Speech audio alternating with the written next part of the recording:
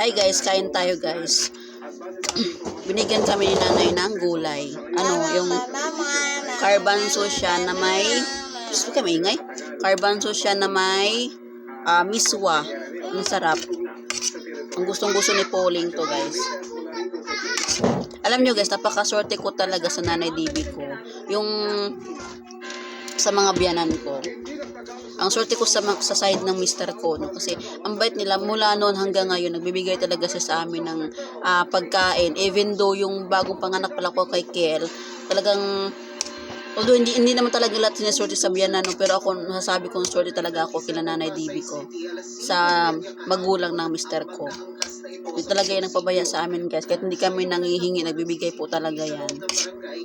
No? Kaway-kaway dyan sa mga swerte sa biyanan. Pag mabait kang manugang, guys, pag mabait kang manugang, bibigyan ka talaga ni ama ng mabait din na biyanan.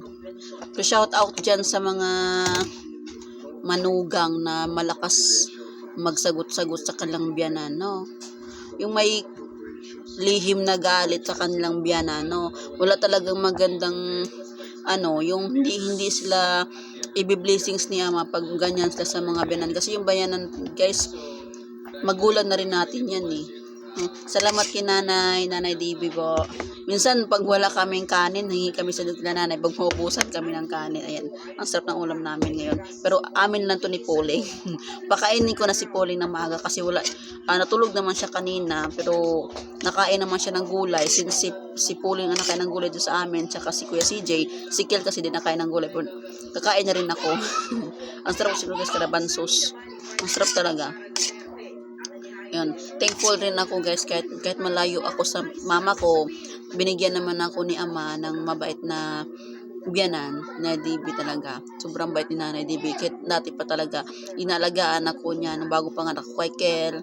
Hanggang ngayon, kahit medyo distansya namin kila nanay, talagang nag-aabot yan sa amin pang ulam, yung ganyan, pag naglutos na lang ulam, binibigyan po talaga kami ni nanay tatay. Pag may dala si tatay ng prutas, saging, mangga, mga ganyan, gulay, nagbibigay po talaga yan dito guys. Tsaka hindi ko siya nagdadamot sa mga anak ko. Although si Kel nga napaka-spoiled doon eh. Napaka-spoiled doon kung anong hinihingi binibigay po talaga.